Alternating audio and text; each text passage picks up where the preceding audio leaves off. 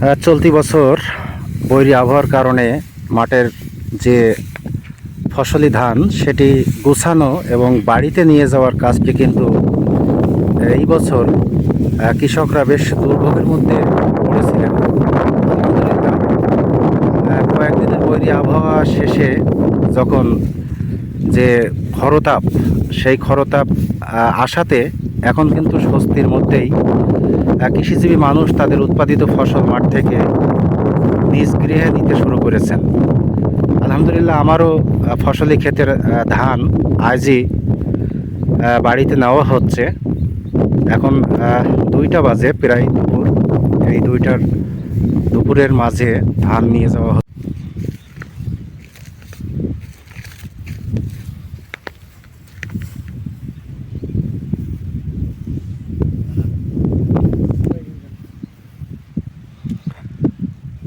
আলহামদুলিল্লাহ, দীর্ঘ বৈরী আবহাওয়া শেষে যে এখন শুষ্ক আবহাওয়া সেটি বিরাজ করছে। আর এই মুহূর্তে অত্যন্ত ব্যস্ত সময় পার করছেন শ্রমজীবী, কৃষিজীবী মানুষ। অঞ্চলে কিন্তু এখন এই মুহূর্তে দম ফেলার ফুরসত নেই, কারণ মাঠের ফসল গুছানো, বাড়িতে নিয়ে যাওয়া এবং সেটাকে লড়াই করে গোলা ভর্তি বা বিক্রয় করা, সেই কাজটি কিন্তু এখন পুরোদমে চলছে।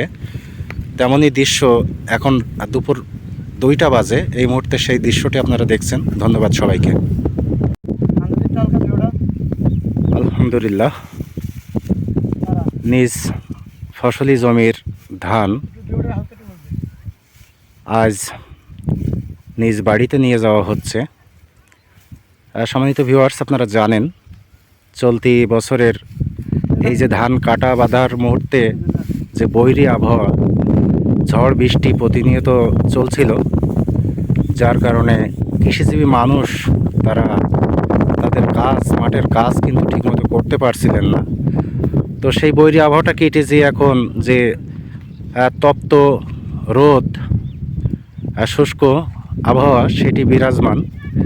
এই সময়ের মধ্যে এখন খুব দ্রুত বেগে ব্যস্ততার মধ্য দিয়ে কৃষি শ্রমিক যারা আছেন বা কৃষক যারা আছেন, তারা কিন্তু ব্যস্ত সময় পার করছেন এই জমির ধান বাড়িতে নেওয়ার জন্য। ধন্যবাদ সবাইকে।